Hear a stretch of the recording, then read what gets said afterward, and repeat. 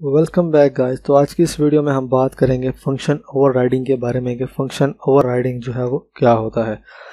So guys, function overriding जो है वो एक प्रोसेस है जिसके अंदर हम ये करते हैं कि हम मेंबर फंक्शन जो है वो बनाते हैं डिराइव्ड क्लास के अंदर।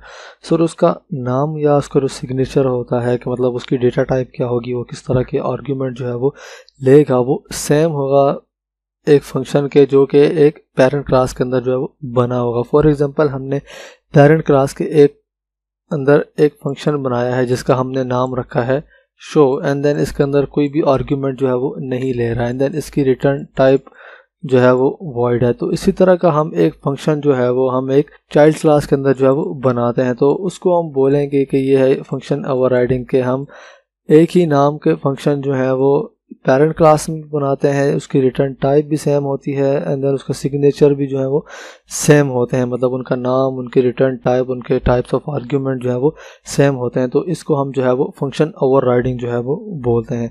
सो फंक्शन ओवरराइडिंग जो है वो हमें अलाउ करती है कि हम जो है सेम नाम के फंक्शन को जो है वो मेंबर फंक्शंस को है वो डिफरेंट क्लासेस के अंदर बनाएं, देन फिर उनको जो है वो कॉल कर सकें।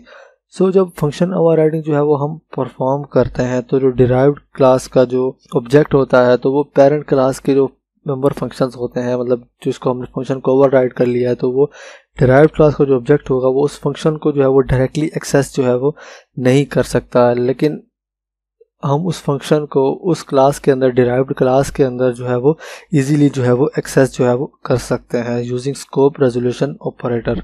सो अभी हम विजुअल स्टूडियो कोड में चलते हैं और हम फंक्शन ओवरराइडिंग को यूज़ करके एक सिंपल सी जो है वो प्रॉब्लम जो है वो सॉल्व करते हैं। सो गाइस, तो मैं विजुअल स्टूडियो कोड में आ गया हूँ। तो आज जो है वो हमारा ट्यूटोरियल नंबर 22 है। तो मैंने ट्यूटोरियल 22 के नाम से जो है वो एक फाइल बनाई। तो अभी हम यहाँ पे फंक्शन ओवरराइडिंग का जो कॉन्सेप्ट है जिसके अंदर हम डिराइव्ड क्लास के अंदर जो है वो फंक्शन बनाते हैं जिसका जो सिग्नेचर और जिसका नाम होता है वो पेरेंट क्लास के जो फंक्शन होता है उसकी तरह होता है, तो उसको हम फंक्शन ओवरराइडिंग जो है वो बोलते हैं। तो अभी हम उसको यूज़ करके जो है वो एक प्रॉब्लम जो है वो सॉल्व करेंगे।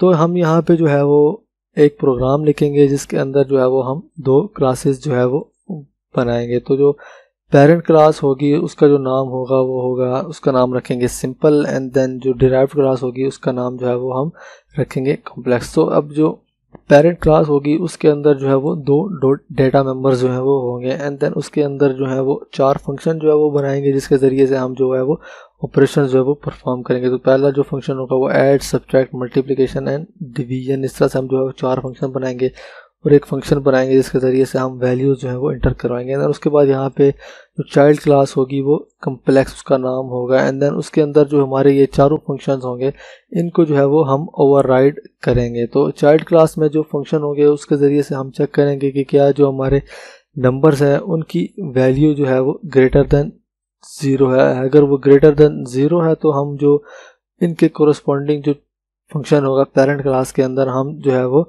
उसको जो है वो ओवरराइड जो है वो कर देंगे। अगर ऐसा नहीं होगा कि वैल्यू ग्रेटर देन 0 नहीं होगी तो हम जो है वो सिंपली एरर मैसेज जो है वो डिस्प्ले करवा देंगे। तो आइए इसको जो है वो शुरू करते हैं।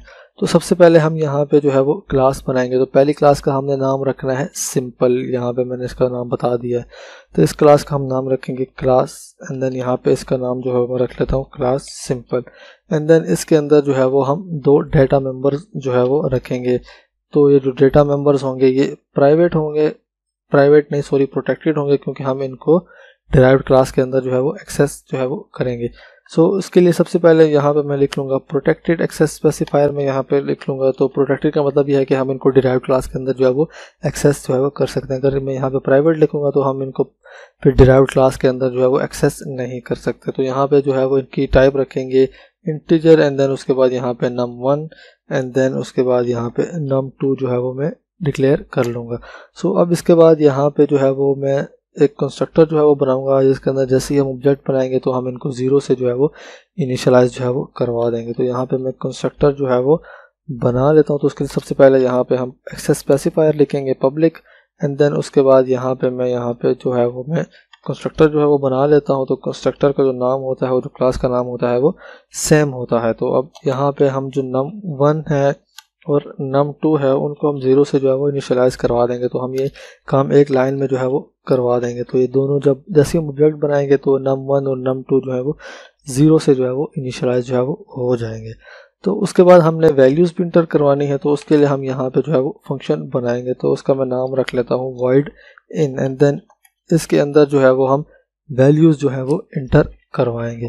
तो उसके लिए यहाँ पे हम सिंपली जो है वो स्टेटमेंट लिखेंगे। तो एंड देन यहाँ पे मैं लिख लेता हूँ इंटर, एंड देन उसके बाद यहाँ पे मैं num1 के लिए वैल्यू जो है वो इंटर करवा लूँगा, एंड देन उसके बाद यहाँ पे cin, एंड देन फिर num1 के अंदर जो है वो हम वैल्यू जो है वो इंटर करवा लेंगे।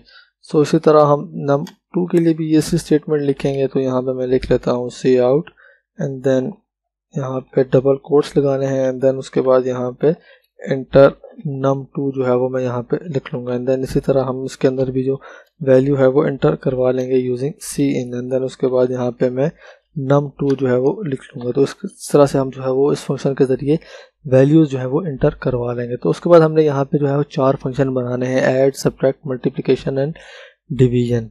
एंड देन इनकी जो रिटर्न टाइप होगी वो हम जो है वो वर्ड रखेंगे, हम कोई वैल्यू रिटर्न नहीं करवाएंगे, हम सिंपली स्टेटमेंट जो है वो प्रिंट करवाएंगे। देन उसका रिजल्ट जो होगा num1 और num2 का वो हम इनके अंदर जो है वो प्रिंट करवा देंगे। तो सबसे पहले हम जो ऐड का फंक्शन है उसको यहाँ पे जो है वो बनाएंगे। तो उसके अंदर सिंपली हम जो है वो num1 और num2 का जो सम होगा वो प्रिंट करवाएंगे। तो सबसे पहले हम यहाँ पे सिंपली जो है वो प्रिंट करवा देंगे num1 प्लस, एंड देन उसके बाद यहाँ पे num2 लिख लेंगे, एंड यहाँ पे फिर इक्वल्स में लगा देता हूँ, एंड देन उसके बाद यहाँ पे फिर num1 पहले लिख लेता हूँ, एंड फिर उसके बाद num2 जो है वो हम जो है वो यहाँ पे प्रिंट करवा देंगे। एंड देन इसके बाद यहाँ पे मैं एंड एल भी जो है वो मैं लिख लेता हूँ।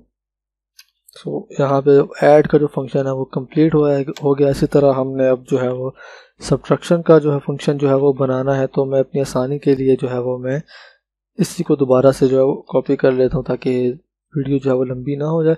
एंड देन उसके बाद यहाँ पे इसका जो नाम रखूँगा सब, एंड देन यहाँ पे सिंपली हम इसका साइन चेंज कर देंगे। इसी तरह यहाँ पे भी हम इसका साइन जो है वो चेंज कर देंगे। तो इसी तरह मैं वापस से पेस्ट कर रहा हूँ मल्टीप्लिकेशन के लिए, तो उसका नाम यहाँ पे MUL, एंड देन यहाँ पे स्टेरिक लगा देंगे, एंड देन यहाँ पे हम जो है वो इनको जो है वो मल्टीप्लाई जो है वो करवा देंगे। तो इसी तरह से जो डिवीजन होगी उसके लिए भी यहाँ पे मैं फंक्शन जो है वो कॉपी करके वापस दोबारा मैंने पेस्ट किया, एंड देन इसका नाम रखेंगे डिवीजन, एंड देन उसके बाद यहाँ पे बैकस्लैश, एंड देन यहाँ पे जो है वो हम डिवीजन के लिए बैकस्लैश जो है वो लगा देंगे। तो अब ये हमारी जो पेरेंट क्लास थी सिंपल जिसका नाम रखा है वो कंप्लीट हो गई है। तो अब हम जो है वो चाइल्ड क्लास जो है वो बनाएंगे, एंड देन उसको फिर इनहेरिट करेंगे इस सिंपल क्लास से। तो उसके लिए यहाँ पे हमने जो दूसरी क्लास है उसका हमने जो नाम रखना है वो हमने रखना है कॉम्प्लेक्स। तो कॉम्प्लेक्स क्लास के अंदर ही हम ये करेंगे कि हम चेक करेंगे कि जो num1 है या num2 है उसकी वैल्यू ग्रेटर देन 0 है, तो फिर हम जो ये फंक्शन है इनको जो है वो कॉल करेंगे। एल्स अगर ऐसा नहीं है तो फिर हम फंक्शन को ओवरराइड जो है वो नहीं करेंगे। अगर वैल्यूज ग्रेटर है तो हम इन फंक्शंस को जो है वो इस क्लास के अंदर जो है वो ओवरराइड जो है वो करेंगे। तो फिर ये वाले फंक्शन जो है वो एग्जीक्यूट जो है वो हो जाएंगे। तो यहाँ पे हम जो है वो पब्लिक इनहेरिटेंस जो है वो परफॉर्म करेंगे, एंड देन यहाँ पे मैं सिंपल लिख लूँगा कि यहाँ पे जो कॉम्प्लेक्स क्लास है वो इनहेरिट हो रही है सिंपल से। सो अब इस क्लास के अंदर भी उसी तरह हमने जो है वो 4 फंक्शंस जो है वो बनाने हैं, एंड देन उनके ज़रिए हमें चेक करना है कि क्या num1 और num2 की जो वैल्यू है वो ग्रेटर देन 0 है। देन फिर उसके कोरस्पॉन्डिंग पहले हम ऐड के लिए चेक करेंगे, तो फिर अगर वैल्यू ग्रेटर देन 0 है तो फिर हम इस फंक्शन को जो है वो ओवरराइड जो है वो कर देंगे, मतलब हम इस फंक्शन को जो है वो वहाँ पे जो है वो कॉल कर लेंगे। इसी तरह सब्ट्रैक्शन के लिए भी, मल्टीप्लिकेशन के लिए, फिर डिवीजन के लिए भी। तो इसके लिए यहाँ पे सबसे पहले हम जो है वो एक्सेस स्पेसिफायर लिखेंगे पब्लिक। अगर मैं पब्लिक नहीं लिखूंगा तो डिफ़ॉल्ट जो होता है वो प्राइवेट होता है, फिर जो प्राइवेट को हम जो बाहर जो है वो एक्सेस नहीं कर सकते क्लास के बाहर। तो सबसे पहले यहाँ पे हम जो है वो लिखेंगे void add, एंड देन इसके अंदर हम कोई आर्ग्यूमेंट जो है वो नहीं ले रहे। अब हमने यहाँ पे चेक करना है कि क्या जो num1 है और num2 है उसकी वैल्यू जो है वो ग्रेटर देन जो है वो 0 है। तो उसके लिए हम यहाँ पे क्या करेंगे कि हम यहाँ पे मैं लिख लूँगा कि इफ num1, यहाँ पे num1 लिख रहा था, num1 is less than equals to 0, and then उसके बाद यहाँ पे हम जो है वो और ऑपरेटर लगाएंगे। और का मतलब ये होगा कि दोनों में से एक की भी वैल्यू जो है वो 0 से छोटी होगी तो जो ऑपरेशंस होंगे, या 0 के इक्वल होगी तो जो ऑपरेशन होंगे वो परफॉर्म नहीं होंगे और यहाँ पे हमें एक एरर मैसेज जो है वो शो हो जाएगा। तो इसी तरह से हम जो num2 है उसके लिए भी जो है वो चेक कर लेंगे। तो num2 एंड देन उसके बाद लेस देन और इक्वल टू 0। तो अगर ये ऐसा होगा तो हम यहाँ पे एक एरर मैसेज जो है वो शो करवाएंगे। तो उस मैसेज के अंदर हम शो करवाएंगे कि जो वैल्यूज़ हैं वो इनवैलिड है। तो यहाँ पे मैं शो करवा देता हूँ स्टेटमेंट के ज़रिए इनवैलिड वैल्यूज़ एंड देन उसके बाद यहाँ पे /n जो है वो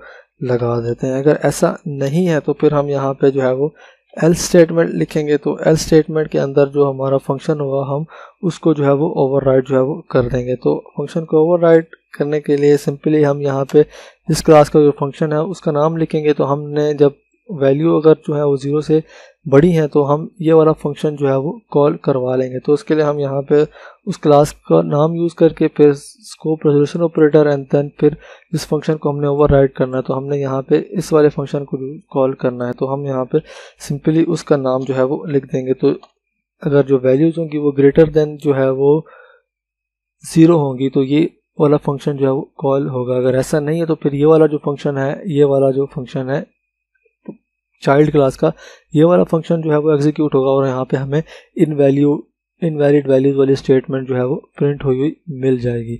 सो अब ये इसी फंक्शन को मैं दोबारा से जो है वो कॉपी कर लेता हूँ। बाकी जो डिवीजन मल्टीप्लिकेशन और सब्ट्रैक्शन के लिए हमारा काम जो है वो आसान हो जाएगा। सिंपली यहाँ पे हमें क्या करना है, हमें यहाँ पे जो इसका नाम है वो चेंज करना है। तो यहाँ पे मैं इसका नाम रख लूँगा सब्ट्रैक्शन एंड देन उसके बाद यहाँ पे भी हमने सब्ट्रैक्शन को जो है वो कॉल करना है जो हमारा पेरेंट क्लास के अंदर जो है वो फंक्शन है। फिर उसके बाद इसी तरह यहाँ पे मल्टीप्लिकेशन के लिए मैं सिंपली इसका नाम जो है वो चेंज कर लेता हूँ अपनी आसानी के लिए, यहाँ पे MUL एंड देन उसके बाद भी यहाँ पे हम जो मल्टीप्लिकेशन वाला फंक्शन है पेरेंट क्लास के अंदर उसको जो है वो कॉल कर लेंगे। एंड देन उसके बाद फिर यहाँ पे डिवीजन के लिए भी मैं इसी तरह से जो है वो कर लेता हूँ। डिवीजन यहाँ पे लिखना है DIV एंड देन यहाँ पे भी हम जो डिवीजन वाला फंक्शन है उसको जो है वो कॉल कर लेंगे। सो अब हमारी क्लास ये ख़त्म होगी तो हम यहाँ पे जो है वो सेमीकोलन जो है वो लगा देंगे। सो अब हम मेन फंक्शन में आ जाते हैं। तो यहाँ पे सबसे पहले जो है वो हम एक ऑब्जेक्ट बनाएंगे। तो जो ऑब्जेक्ट हम बनाएंगे वो डिराइव्ड क्लास का जो है वो बनाएंगे। तो यहाँ पे मैं जो है वो सबसे पहले एक ऑब्जेक्ट जो है वो बना लेता हूँ। तो यहाँ पे मैं लिख लेता हूँ कॉम्प्लेक्स एंड देन उसके बाद यहाँ पे मैं सिंपली एक ऑब्जेक्ट जो है वो बना लूँगा। सो गाइस, तो जैसे ही मैंने ऑब्जेक्ट बनाऊंगा तो हमारे जो num1 और num2 की वैल्यूज होंगी वो 0 से जो है वो इनिशियलाइज जो है वो हो जाएंगे। तो मैं इसके लिए सबसे पहले ऐड फंक्शन को जो है वो कॉल कर रहा हूँ, देखता हूँ कि हमें क्या आउटपुट जो है वो मिलती है। तो हमें जो आउटपुट मिलनी चाहिए वो इनवैलिड वैल्यूज वाली मिलनी चाहिए, क्योंकि यहाँ पे जो वैल्यूज़ हैं वो 0 से जो है वो इनिशियलाइज हो जाएंगे। तो हमने यहाँ पे लिखा है कि जो वैल्यूज़ हैं अगर वो लेस देन और इक्वल टू 0 है तो हमें ये वाला एरर मैसेज जो है वो प्रिंट होना चाहिए। तो मैं यहाँ पे ऑब्जेक्ट जो मैंने बनाया है इसके जरिए मैं जो ऐड का फंक्शन है मैं उसको जो है वो कॉल कर लेता हूँ। देन मैं यहाँ पे अपने कोड को सेव किया Ctrl+S से एंड मैं इसको रन करता हूँ, देखता हूँ कि हमें क्या आउटपुट जो है वो मिलती है। सो गाइस, यहाँ पे आप देख सकते हैं कि हमें इनवैलिड वैल्यूज़ वाली आउटपुट जो है वो मिल गई है। तो अभी तक ये सही काम कर रहा है। तो अब हम उसके बाद यहाँ पे इस वाले को मैं मिटा देता हूँ। अब हम जो है वो वैल्यूज़ इंटर करवा दें। तो उसके लिए हमने जो है वो फंक्शन बनाया है .in वाला, तो उस फंक्शन को जो है वो हम कॉल करेंगे। एंड देन उसके बाद यहाँ पे हमारे जो बाकी फंक्शन है हम उन सबको जो है वो कॉल करेंगे। तो object dot add and then उसके बाद ऑब्जेक्ट डॉट हमारा जो है सब्ट्रैक्शन वाले को जो है वो कॉल कर लेते हैं। तो यहाँ पे हम जो वैल्यू जो है वो पास करवाएंगे वो हम ग्रेटर देन 0 जो है वो पास करवाएंगे। अब उसी तरह जो है वो हम मल्टीप्लिकेशन वाले को भी जो है वो कॉल कर लेते हैं। देन फिर डिवीजन वाले को भी जो है वो कॉल कर लेंगे। अब उसके बाद यहाँ पे object dot and then division वाले को जो है वो हम यहाँ पे जो है वो कॉल कर लेते हैं। तो इस केस में हम वैल्यूज जो है वो ग्रेटर देन 0 देंगे। तो यहाँ पे ये वाला जो फंक्शन है ये एग्जीक्यूट नहीं होगा। तो यहाँ पे एल्स के अंदर कंट्रोल आएगा। तो एल्स वाले जितने भी यहाँ पे जो फंक्शन है ये ओवरराइड हो जाएंगे और जो पेरेंट क्लास के फंक्शन है वो एग्जीक्यूट जो है वो हो जाएंगे। तो इस तरह से हम जो है वो फंक्शन ओवरराइडिंग जो है वो परफॉर्म कर सकते हैं, जिसके अंदर हम जो पेरेंट क्लास के अंदर जो फंक्शन होते हैं जिनका सेम नाम होता है, रिटर्न टाइप होती है, उसी तरह के हम जो फंक्शन है वो डिराइव्ड क्लास के अंदर जो है वो बनाते हैं। तो अब मैं यहाँ पे अपने कोड को जो है वो मैं रन कर लेता हूँ यहाँ से देन इसके अंदर जो है वो सबसे पहले मैं यहाँ पे इंटर करता हूँ 12, फिर यहाँ पे मैं 30 जो है वो इंटर कर देता हूँ। तो इस केस में आप देख सकते हैं कि हमें यहाँ पे जो हमें पेरेंट क्लास के अंदर जो हमने फंक्शन बनाए थे वो हमें यहाँ पे एग्जीक्यूट हुए हुए जो है मिल गए हैं। तो आई होप कि आपको ये कॉन्सेप्ट जो समझ आ गया होगा। तो आज की वीडियो के लिए इतना ही, मिलते हैं नेक्स्ट वीडियो में।